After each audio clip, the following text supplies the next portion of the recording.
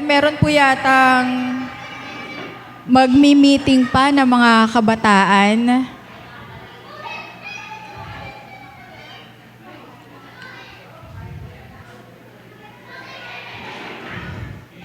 Pwede na po ba tayo mag-start?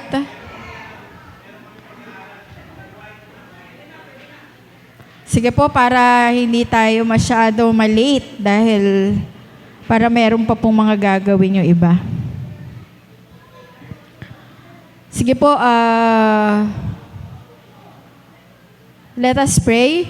Father God, we thank you sa amin pong katatapos na gawain, sa amin pong teaching ngayong umaga. Patuloy ka pong magpahayag sa bawat isa sa amin.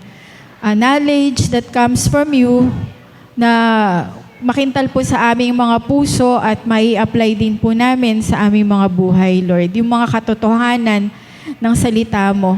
Ito po ay aming dalangin sa pangalan ng aming Panginoong Jesus. Amen. Nakatapos po, bali meron na lang pong 2 na remaining sa 7 Feast of Israel. Maalala po ba natin yung mga nauna? Diba, doon sa pinaka-calendar po ng mga Hudyo, doon po sa springtime nila, meron pong 3 na sineselebrate sila. Passover, yung pong Pasko, kung saan yung pong message kanina ni Brother Arn is pumunta po yung pamilya nila ng Panginoong Jesus dahil Pasko. At doon nga po siya naiwan, di ba? Then after that, yun pong unleavened bread. Then yun pong Feast of the First Fruit. Pagkatapos po nun, nakita po natin na according po sa mga scholars, yung pong yung pong kanyang parang, tawag dito? Counterpart sa New Testament is naganap na, di ba? Yung Passover, dugo ng ating Panginoong Jesus, yun po yung shadow nung dugo na ipinahid doon sa hamba ng kanilang mga pintuan. First fruit, siya po yung unleavened bread. Siya po yung bread of life, ang ating Panginoong Jesus, di ba? Siya po yung first fruit nung unang nag-resurrect. And yung Pentecost na naganap po doon sa yung naganap po doon sa upper room sa Acts chapter 2. Yung pong bumaba, yung pong mga dilang apoy, yun po yung bumaba, yung mga dilang apoy at napuspos po ng banal na espiritu yung mga disciple ng Panginoon. Then natapos din po natin yun pong Feast of the Trumpet. Yun naman po ay nagaganap kapag fall. Na ang sinasabi naman po, ang counterpart po nito is yung inaasahan po natin na rapture of the church. Yun po yung sounding of the trumpet. Yun po yung tinatawag na Yom Teruah or Rosh Hashanah, Jewish New Year po. Nagaganap po siya sa 2026, yun pong Feast of the Trumpet nila ay magaganap ng September 11 to 13. Then ang kasunod po nun ay yung pong tinatawag na Yom Kippur. Tishri 10, magaganap naman po siya sa September 20 to 21, 2026. Okay? Then meron pa pong isa, yung pong God willing next week, yung pong Feast of the Tabernacle or Sukkot. Ngayon dito po tayo sa Yom Kippur. Ano po ba itong Yom Kippur? May nakakaalala po ba nung ibig sabihin ng Yom? Day, araw. So when you say Yom, araw. Yom Kippur, yung daw pong kipa or Kippur is atonement. So Yom Kippur is the Day of Atonement. Ano po ba tong Day of Atonement? Tingnan po natin sa Leviticus 23:27 to 28. Sabi po dito, the 10th day of the 7th month is the Day of Atonement. Araw ng pagtubos sa kasalanan. Meron pala silang ganito, araw ng pagtubos sa kasalanan. Sa araw na yon ng inyong banal na pagtitipon, mag-aayuno kayo at mag-aalay ng pagkaing handog. Huwag kayong magtatrabaho sa araw na yon sapagkat yon ay araw ng pagtubos sa kasalanan. Ito'y isasagawa bilang pagtubos sa inyong pagkakasala sa harapan ni Yahweh na inyong Diyos. So meron parang ganito sa mga Israelita, araw ng pagtubos. Atonement, yan po yung atonement. Kung papansinin po natin, dito sa atin sa Christian world, kapag meron po tayong feast, like halimbawa Christmas, fasting po ba yun? Di ba hindi? Kapag Christmas, kapag New Year na ganyan, talagang daming pagkain, di ba? Opo. Unless minsan yung pong resurrection, yung Holy Week, 'di ba? Doon may mga nagfa-fasting, 'di ba? Pero po sa kanila, ito pong Yom Kippur, ano raw po ito? Ito raw po ay araw na wala silang trabaho sa araw na 'yon at buong araw po na 'yon fasting. Fasting po talaga sila, hindi po feasting katulad po ng ginagawa natin. So, ano ba yung sinisignify nito? Meron naman palang araw ng pagtubos. Ibig sabihin ba nun, di na kailangan ng mga Hudyo, ng tagapagligtas? Kasi meron naman palang Yom Kippur, meron naman palang araw kung araw ng pagtubos na tinatawag. Okay. So, tingnan po natin yung story sa Leviticus 16:15 to 19. Meron pong iniutos sa kanila. So, yung Leviticus is, sulat po ito ni Moses, di ba? Genesis, Exodus, Leviticus, pangatlo. So ito po ay sulat ni Moises. Pagkatapos, papatayin niya ang kambing bilang handog para sa kasalanan ng sambayanan. Magdadala siya ng dugo nito sa loob ng tabing at gaya ng ginawa niya sa dugo ng batang toro, iwiwisik din niya ito sa harap ng luklukan ng awa, sa harap ng kaba ng tipan. Sa gayong paraan, lilinisin niya ang dakong kabanal-banalal sa karumihan at kasalanan ng bayang Israel. Gayon din ang gagawin niya sa toldang tipanan na nahawa sa kanilang karumihan. Walang sino mang lalapit sa toldang tipanan sa sandaling pumasok doon si Aaron hanggang hindi siya lumalabas pagkatapos niyang maghandog para sa kasalanan niya, para sa kanyang pamilya at para sa kasalanan ng sambayanan. Paglabas niya, pupunta siya sa altar na sunugan ng handog upang linisin yon. Kukuha siya ng dugo ng batang toro at ng kambing at papahiran niya ang mga sungay ng altar. Sa pamamagitan ng kanyang daliri, 7 beses niyang wiwisikan ang altar upang pabanalin at linisin sa kasalanan ang mga Israelita. Notice niyo po, toldang tipanan. Yun po ba yung templo? Hindi pa po, wala pa silang templo at this time.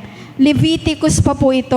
So ito po yung time na sila po ay, nung binigay po ito, I guess, is nandun pa rin po sila sa wilderness. Kaya ang ginagamit pa po nila dito, as parang templo, is yung mga tabernakulo po, or yung tinatawag na toldang tipanan. Pero kung makikita po natin, di ba, yung toldang tipanan at saka po yung templo, the same po yung structure niya. Merong holy place, merong holy of holies. So, kung ano po yung ginagawa nila doon sa toldang tipanan, yun din po yung gagawin nila pag naitayo na yung templo. Okay? So, doon po sa toldang tipanan or sa templo, nandoon po yung luklukan ng awa, yung pong kaba ng tipan, yung pong mercy seat, nandun po kasi sa loob nito yung tinatawag na Ark of the Covenant.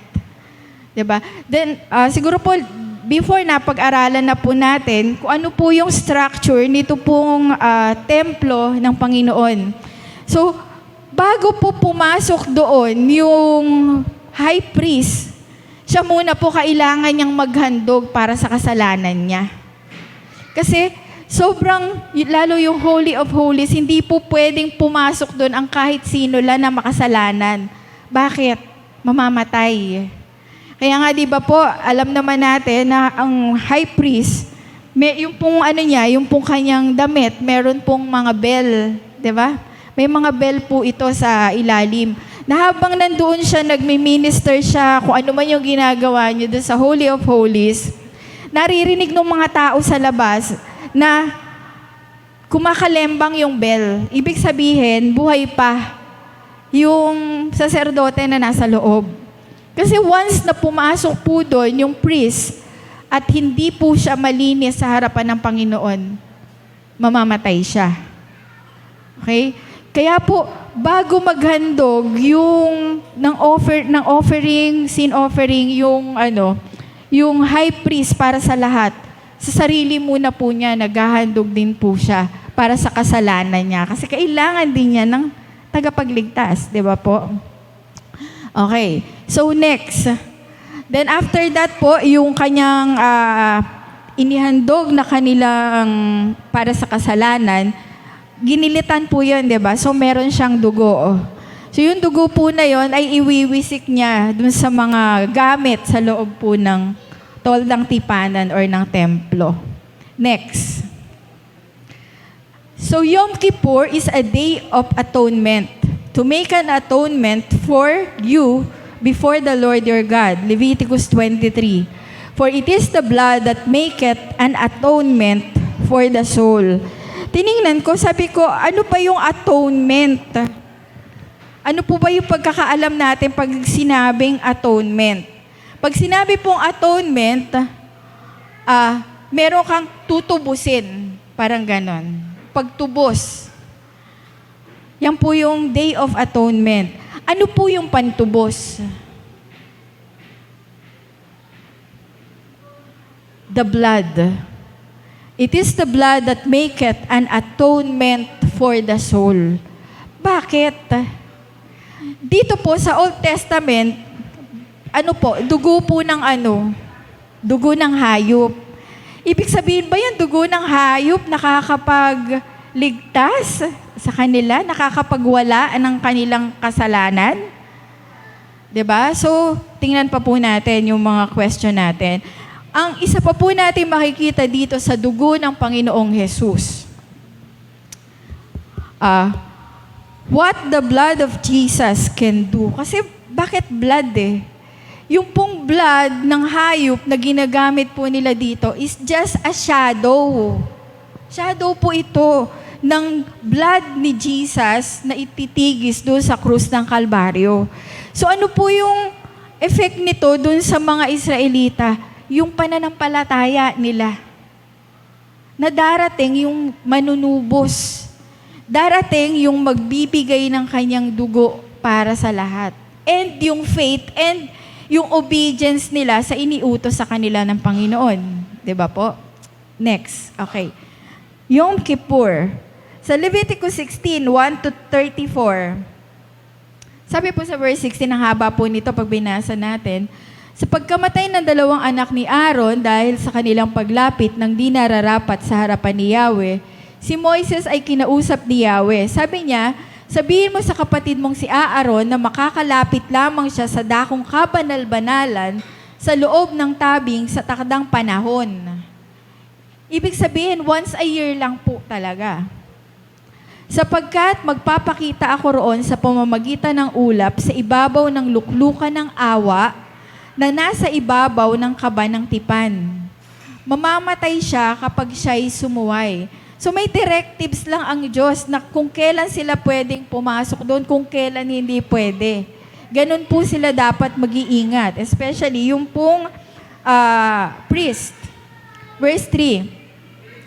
Makakapasok lamang siya roon pagkatapos niyang magdala ng batang toro bilang handog para sa kasalanan at isang lalaking tupa bilang handog na susunugin. So, meron ng handog para dun sa kasalanan or sin offering, meron pa rin pong burnt offering na handog talaga para sa Panginoon. Yung isa kasing handog, para sa kasalanan eh. The isa, yun pa lang talaga yung handog nila sa Panginoon.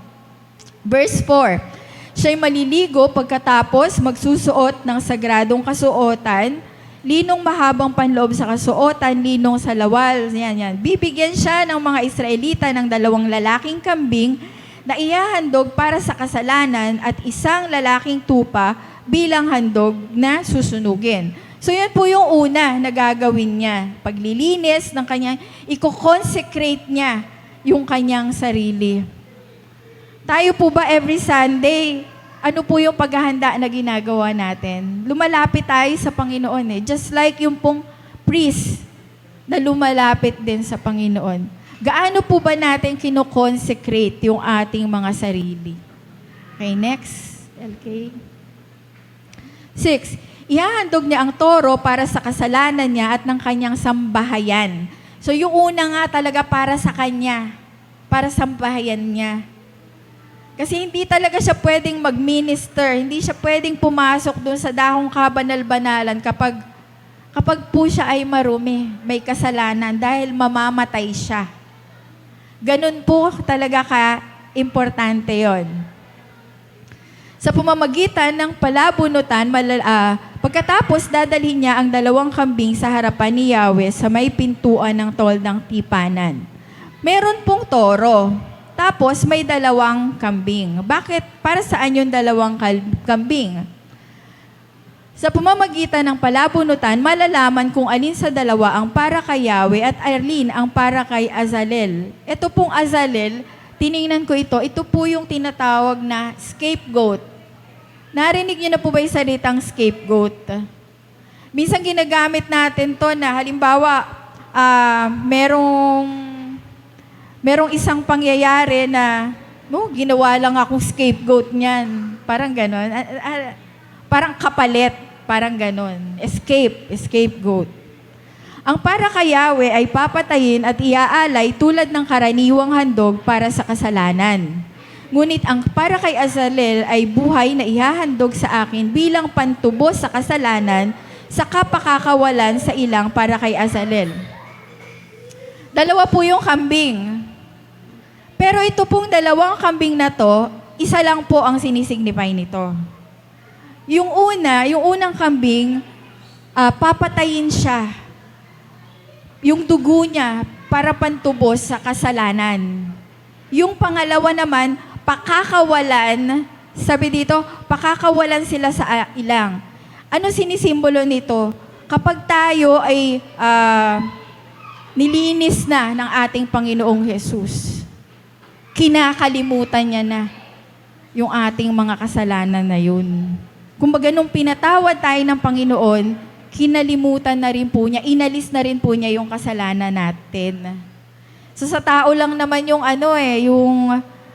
pinatatawad na kita pero hindi ko makakalimutan yung ginawa mo sa akin. Pero sa Panginoon, yung binigay niya yung kanyang buhay, yung kanyang dugo para sa atin, kinalimutan na po niya yun. Okay? So yan, meron pa po silang mga insenso at mga kung ano-ano po mang gagawin.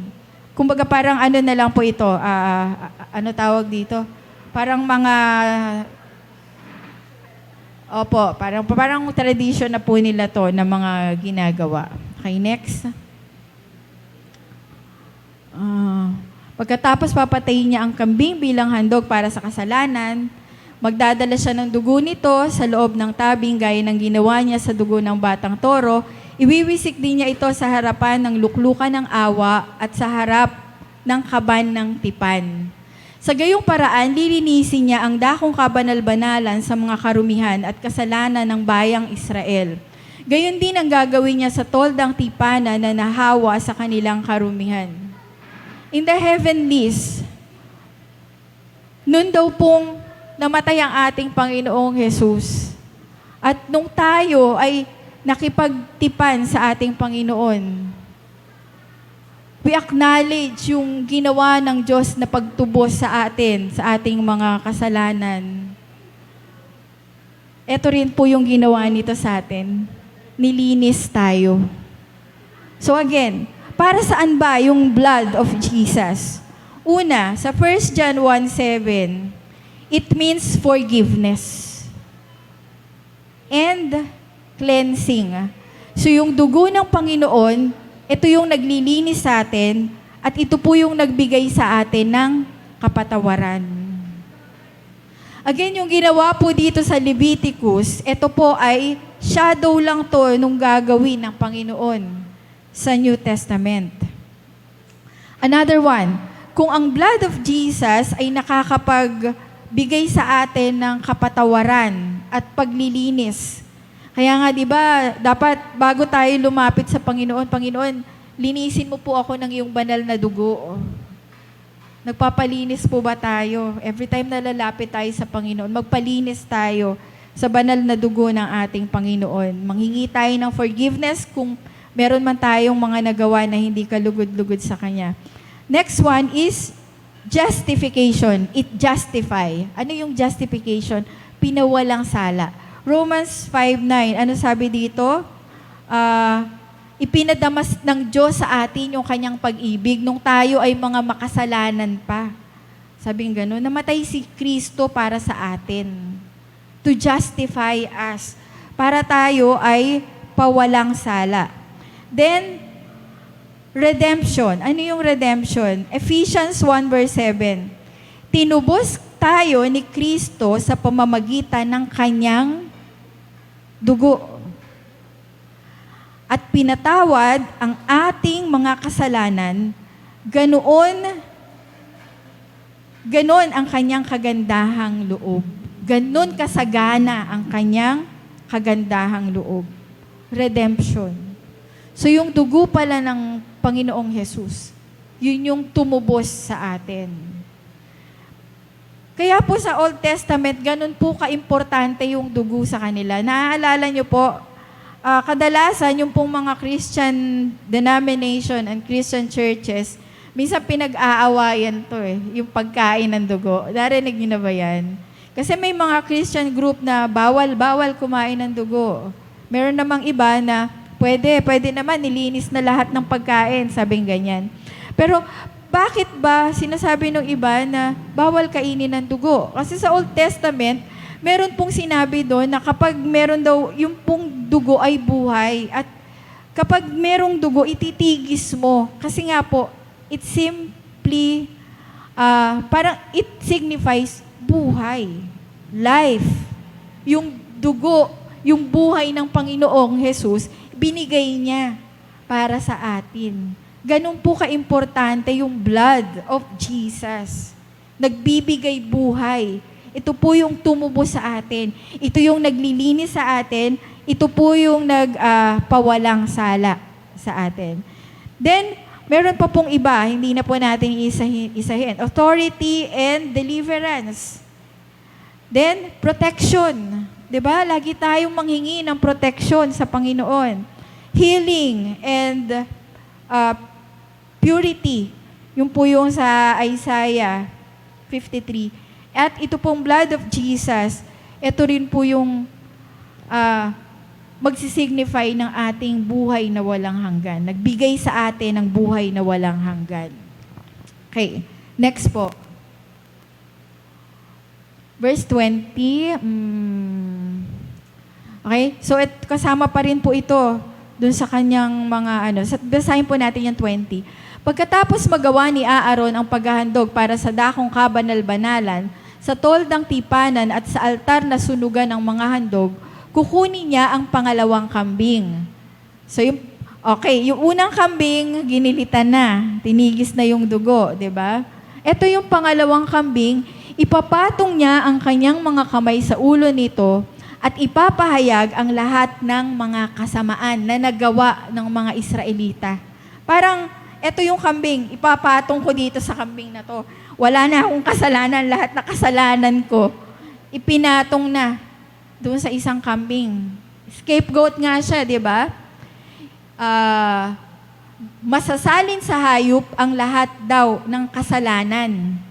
Ibibigay niya ang kambing sa isang taong naghihintay doon upang dalhin iyon sa ilang. Tataglayin ng kambing ang kasalanan ng buong bayan at pagdating sa ilang, ito ay pakakawalan. So yun parang ceremony nila.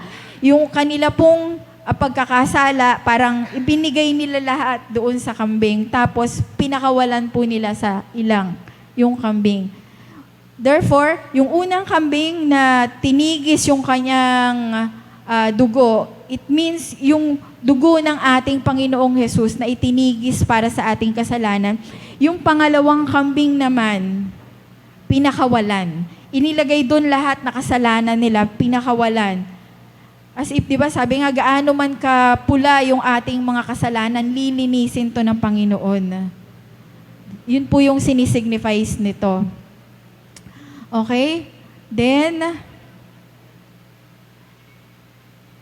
28, maglalaban ng kasuotan at maliligo ang nagsunog nito bago siya makabalik sa kampo. Sabi nga ni Brother Arn, kapag merong something na patungkol sa dugo, kailangan nilang mag-purify, maglinis ng kanilang mga pangangatawan. Okay? Next po. LK, isa pa. 29. Ito ay tuntuning susundin ninyo magpakailanman. Tuwing ika-10 araw ng ika-7 buwan, mag-aayuno kayo at huwag magtrabaho. Dapat itong tuparin ng lahat, maging Israelita o dayuhan. Sapagkat sa araw na ito ay tutubusin kayo sa inyong mga kasalanan upang maging malinis kayo sa harapan ni Yahweh. Okay. Upang maging malinis kayo sa harapan ni Yahweh.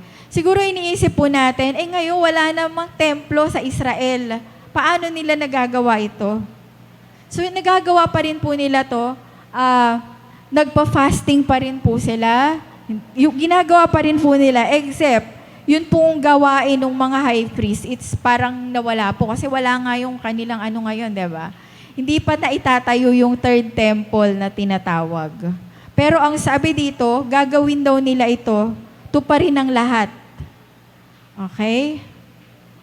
Sapagkat sa araw na ito ay tutubusin kayo sa inyong mga kasalanan upang maging malinis kayo sa harapan ni Yahweh. Again, hindi po yung dugo ng hayop yung tumubos sa kanila. It's just a shadow. Yung faith ng mga Israelita na may darating na magliligtas, na tagapagligtas. And yung faith nila na sundin yung iniuutos sa kanila, obedience dun sa iniuutos sa kanila ng ating Panginoon. Okay, sa New Testament, ano naman po yung makikita natin ditong counterpart? Okay, next slide. Okay, next slide. Okay. Romans 3:23-25. Ito na po yung sinasabi natin. Sapagkat ang lahat ay nagkasala at walang sino mang nakaabot sa kaluwalhatian ng Diyos. Ngunit, dahil sa kanyang kagandahang loob, nakita na naman po dito yung kagandahang loob, loving kindness of God, na walang bayad niyang ibinigay, sila ay itinuring na matuwid sa pamamagitan ni Kristo Jesus na siyang nagpapalaya sa kanila. 25. Siya ang inalay ng Diyos bilang handog upang sa pamamagitan ng kanyang dugo ay mapatawad ang kasalanan ng lahat ng sumampalataya sa kanya. Ginawa ito ng Diyos upang patunayang siya'y matuwid, sapagkat noong unang panahon ay nagtimpi siya at pinagtiisan ang mga kasalanang nagawa ng mga tao. So, yung palang mga ginagawa sa Old Testament, sa Leviticus, ano gina-reaction ng Diyos? Nagtimpi siya at pinagtiisan yung mga kasalanang ginawa ng tao. Yes, meron silang iniaalay na, kasi inutos sa kanila, sige, mag-alay kayo, sacrifice for sin, ganyan. Once a year, merong kayong Day of Atonement, pagsisihan nyo, ganyan. Pero, ito pala ay pagtitimpi ng Panginoon. Kasi nga, ang ano po nito, yung kumbaga parang, yung katuparan po nito sa Panginoong Jesus.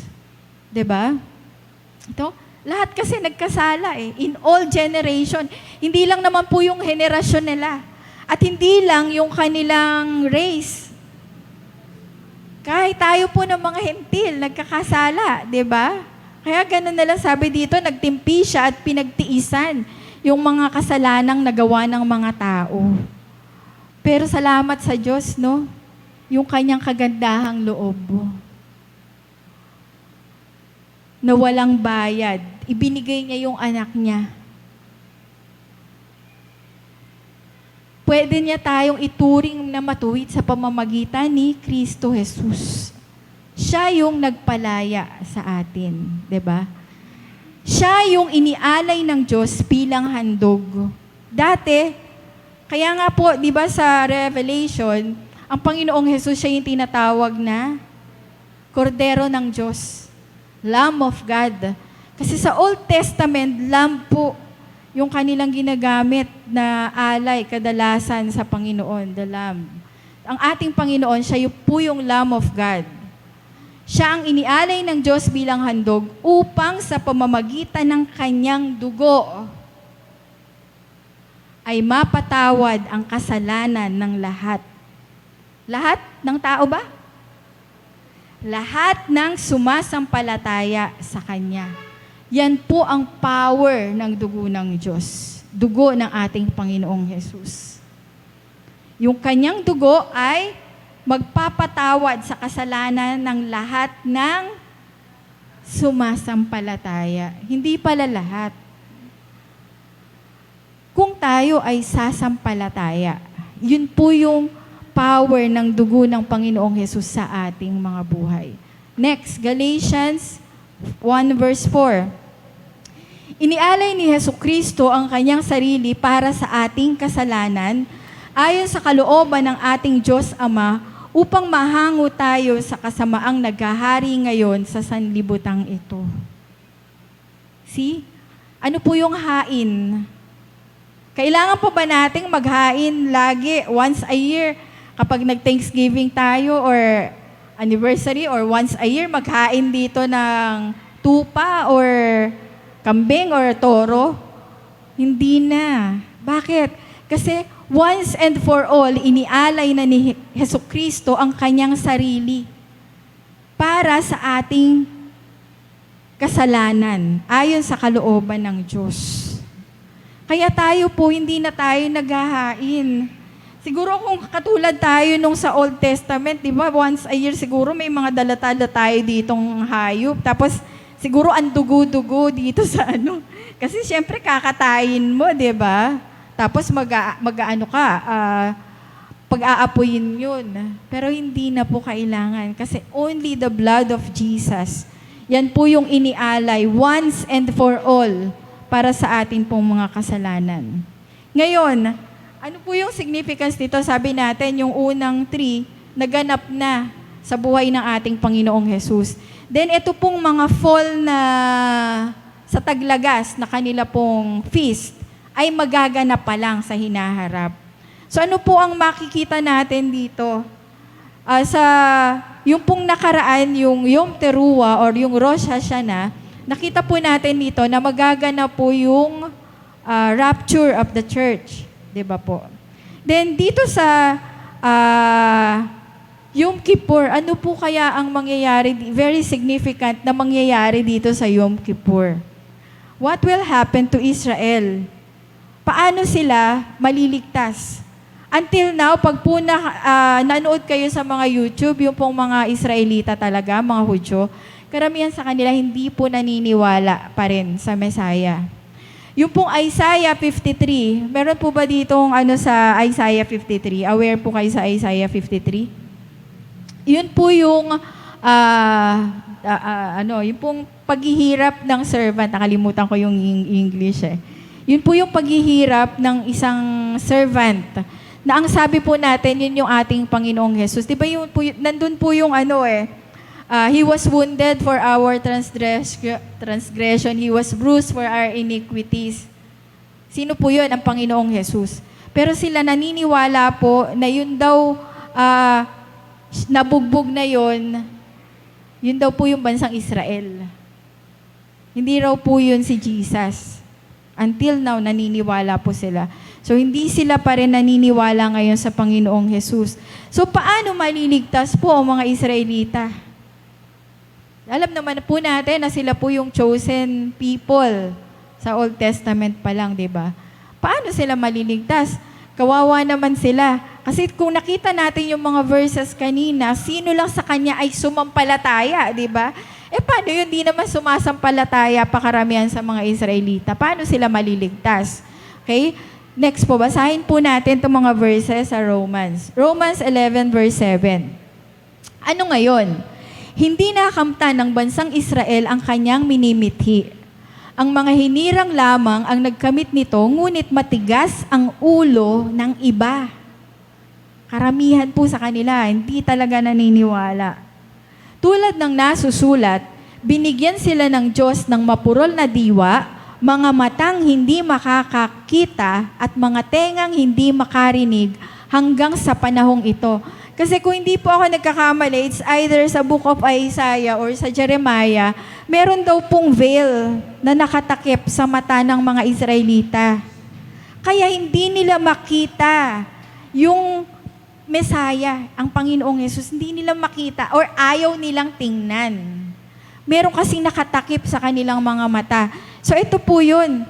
Binigyan sila ng mapurol na diwa, matang hindi nakakakita, mga tengang hindi makarinig hanggang sa panahon ngayon.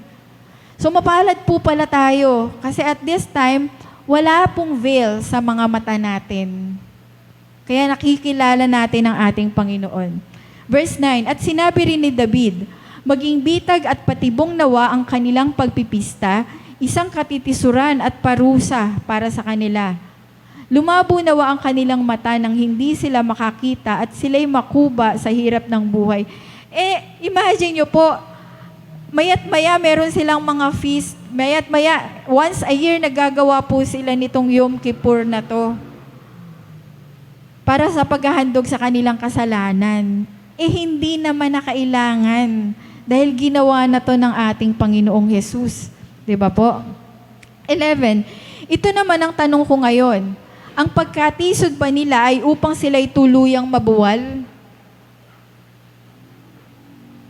Ano na mangyayari sa mga Israelita? Chosen people. Punta ba sila lahat sa impyerno? Ano po kaya? Meron po bang gustong mag-answer? Okay. Hinding-hindi. Sa halip, dahil sa kanilang kasalanan, ang kaligtasan ay nakarating sa mga hentil upang mainggit ang mga Israelita sa mga ito. Imagine, yung salvation na para sa kanila talaga, na-extend po sa atin ng mga Gentile. Opo.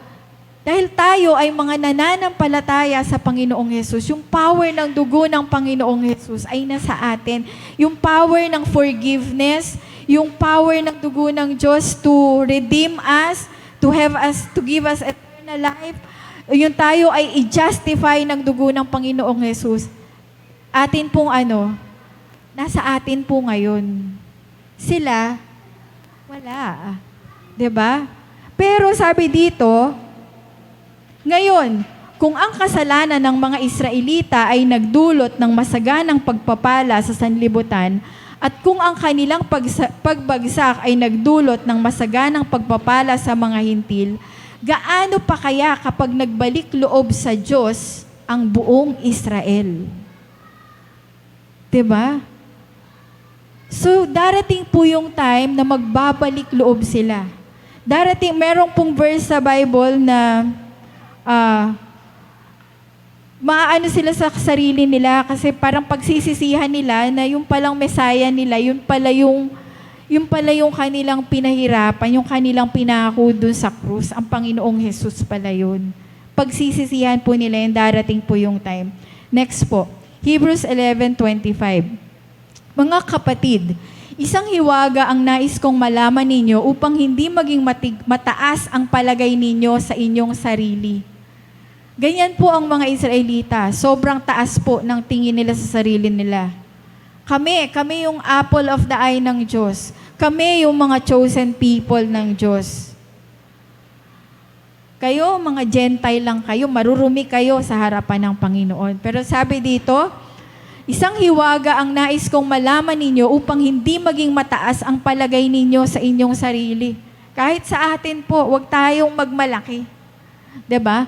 Ang pagmamatigas ng Israel ay isang bahagi lamang hanggang sa mabuo ang takdang bilang ng lahat ng mga hentil na lalapit sa Diyos. So, all this time, kaya pala ang tigas ng puso ng mga Israelita, kumakalat ang gospel sa buong mundo.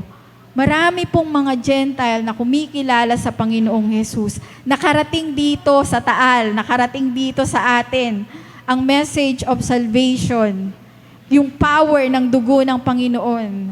To forgive, to justify, to give us eternal life, to redeem us. Sabi dito, hanggang mabuo ang takdang bilang ng lahat ng mga hentil na lalapit sa Diyos. Ang ganda po nito, no? Kasama tayo dito sa takdang bilang na to. Hindi po ba nakakakilabot at nakakatuwa? 'Di ba? Kaya pala nangyari yun. Kailangan muna raw mabuo yung takdang bilang ng lahat ng mga hentil na lalapit sa Diyos. Kasama po kayo doon.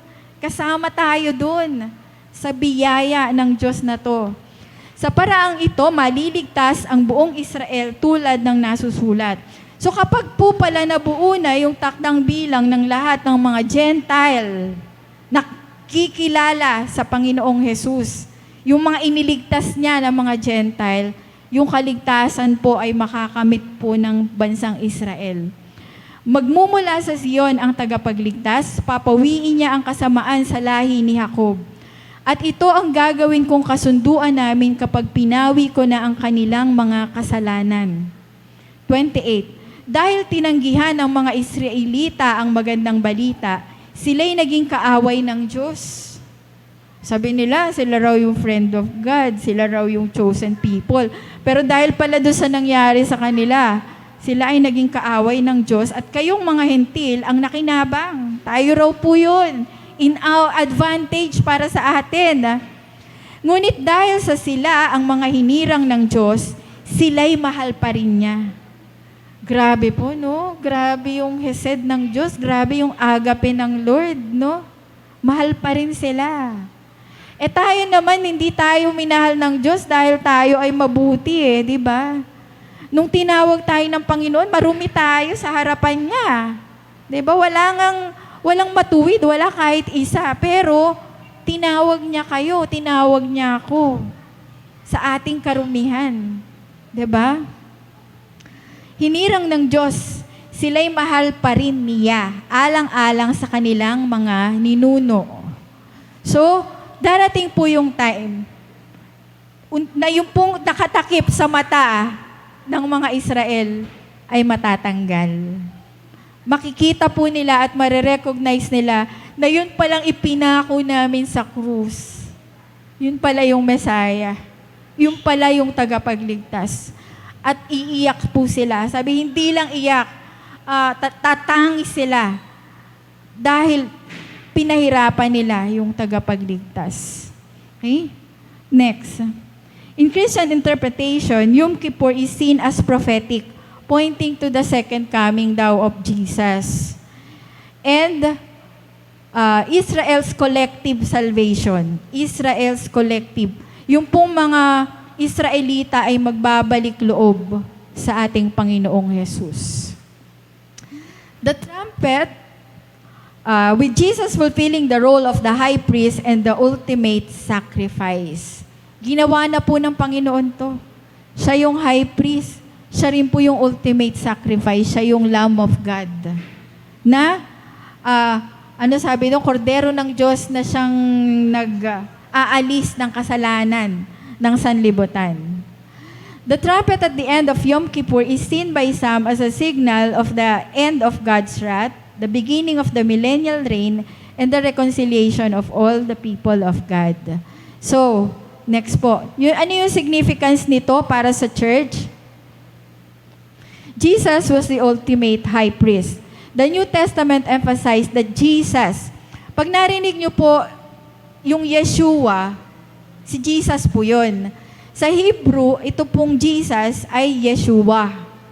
Kaya po yung Joshua, from Yeshua rin po yun. Joshua, Jesus, pareho po ibig sabihin yan. Savior, as a true high priest. So si Jesus, siya rin po yung high priest who entered the actual throne room of God.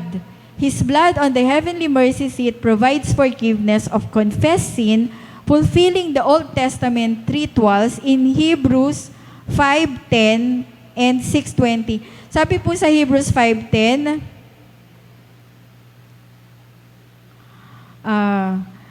hindi ko maintindihan yung sulat ko.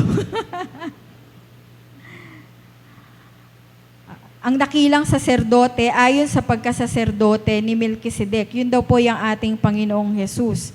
Sa 6:20, na dooy pumasok dahil sa atin si Jesus na gaya ng pagiging saserdote ni Melkisedek. Sino ba si Melkisedek? Si Melkisedek po sa Genesis chapter 14, siya po ay isang hari. Hari po siya ng Jerusalem. Salem, sabing ganon. At the same time, siya po ay priest. Kung titingnan natin, meron pong sinabi sa Chronicles na yun pong mga hari ng Israel, hindi po pwedeng maging priest. Dahil mamamatay. Si Haring Uzziah po yata, si Haring Uzziah, hari po siya ng Israel. Ginampan po niya yung pagiging priest. Ano nangyari sa kanya? Nagkaroon po siya ng leprosy. Ketong hanggang mamatay siya. Kasi bawal sa kanila. Bawal sa kanila na hari, tapos sila pa yung magiging priest. Bawal po. Pero sa Panginoong Jesus, yung counterpart po niya sa Genesis chapter 14, si Melkisedek, hari din, at the same time, priest. So ang ating Panginoong Jesus, siya po yung Lord of Lords, King of Kings, at siya rin po yung high priest. Siya lang po yun. Okay? One-time sacrifice. Unlike the annual animal sacrifices of the Old Testament, si Jesus po, yung dugo niya, isang beses lang tumigis doon sa krus ng Kalbaryo para sa ating kaligtasan. So hindi na po natin kailangan, siguro once a year or every now and then, alalahanin natin na yung dugo ng Panginoon ay, every time na tayo ay nagko-communion, di ba? Inaalala natin na yung dugo ng Panginoon ay tumigis para sa kasalanan natin, para sa katubusan ng ating kasalanan. His blood was shed to cover or atone for the sins of all people, para bigyan tayo ng forgiveness and reconciliation. Then, ito rin po ay fulfillment nun pong kanilang ginagawang Old Testament ritual. Yun, ritual pala. Next. Meron pa ba? Relevance in the church. Yun nga po, ito yung sinasabi natin kanina na darating po yung time makakakilala sila sa Panginoon. And ngayon po, isa pa, unti-unti na po, kaya talaga nalalapit na po ang pagdating ng ating Panginoong Jesus. Parami na po ng parami yung mga Hudyo na kumikilala sa Kanya. Pag tinignan nyo po sa YouTube, meron na pong isang rabay, o hindi lang isa, meron na pong mga rabay na tinatawag. Yung mga rabay, di ba, sila yung mga nagtuturo na sa mga sinagoga. Sila yung mga Jewish na mga nagtuturo. Parang sila yung mga Pharisee, mga Sadducees, ganyan. Meron na pong ilang mga rabay, hindi lang po itong si Rabbi Schneider. Meron pa pong ibang mga rabay na nakakakilala na rin sa Panginoon. Unti-unti. At meron pong mga babae at lalaki, ito po si Dr. Eros, talagang grabe po sila talaga. And even, ang dami po sa kanilang nag-share. Ano tawag dito? Yung street preaching, ang dami po sa kanilang ganyan. Then, meron na rin pong mga praise team, praise organization na mga Israelita. At pag tinignan po natin, kasi sabi nga po, ngayong end times, dapat ang binabantayan natin ay ang Israel. Kasi diyan, unti-unti nating makikita, nasa na ba? Pag na-build na yung third temple, ay, sobrang lapit na. Ngayon po yung third temple, unti-unti na pong inaano yung ilalim. So malapit na po talaga na maitayo po yung third temple sa bansang Israel at malapit na po talagang bumalik ang Panginoon. Ayan po. Pag tingnan niyo po yung mga Messianic Jew sa YouTube at makikita niyo po, napakarami na po nila sa panahon po na ito. When you say Messianic Jew, sila po ay mga Hudyo, pero naniniwala kay Kristo sa Messiah. So, in other words, mga Christian na rin po sila. Kaya lang, ginagawa pa rin po nila yung mga rituals nila as Jew. Kasi Hudyo nga po sila. And sinusunod po nila yung Old Testament and yung New Testament. Ewan ko po, ngayon, madalas akong very fan po ako ngayon. Kino-compare ko po yung teaching nating mga Christian dun po sa mga Messianic Jew. Kasi baka meron tayong mga nami-miss sa Old Testament na sila nakita nila mas malinaw kasi ngayon naniniwala na rin sila sa New Testament sa Panginoong Jesus. So, patuloy po nating ipanalangin ang bansang Israel at talagang yung pong salita ng Diyos, yung pong mga tao na to na nagkahayag ng salita ng Panginoon sa bansang Israel ay talagang maging matibay, talaga mas maging matapang po. So yun, malapit na pong dumating ang Panginoon, Maranatha. So let us pray. Sige po.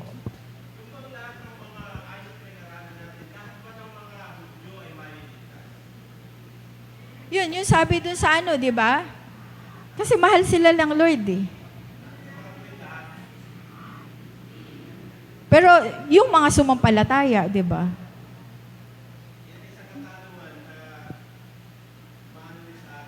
Oo. Pero di ba yung kanina pag binalikan natin yung mga verses, maganda po sana na i-take note niyo yung mga verse kasi para mas maano pa natin lalo, di ba? I-research pa natin at mas maging maganda pa yung foundation natin dun sa answer na yun.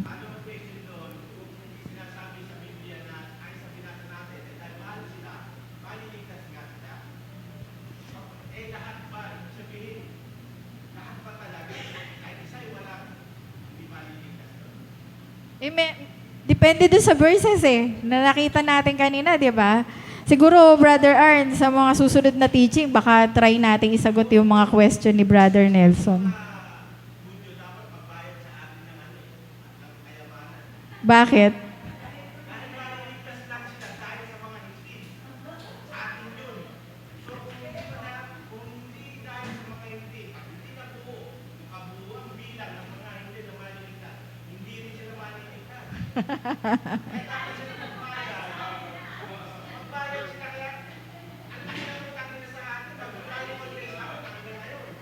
Tayo rin daw may utang din sa kanila eh.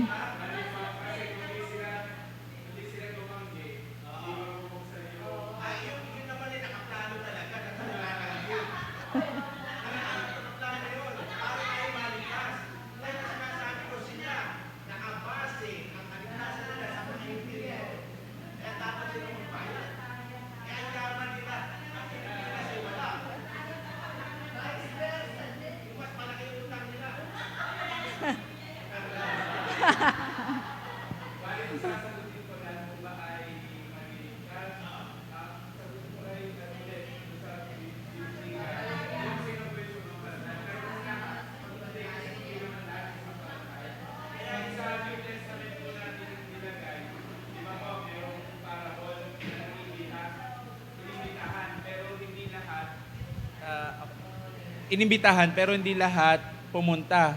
Kaya ngayon, sabi, sige, sayang yung handa, sayang yung ginaya ko. Pumunta ka sa lansangan, sino yung pwedeng, ganun po, in the New Testament, no? Sa New Testament din, marami pa diyang sinasabi ng Jehovah ba yun, nagsabi, may takdang bilang, sila lang daw. Parang, 44,000, parang, yun ang mahirap anuhin. Parang, po. Yan po. So yun po na napakaganda po nung ating usapan. Sana po na i-take note at sa mga susunod na sana matalakay din natin yung mga ganun brother. Meron pa pong gusto magdagdag or insight dun sa ating pong napag-aralan? Sir Ana Flor, kayo po. May masabi ba kayo? Gusto kayo idagdag?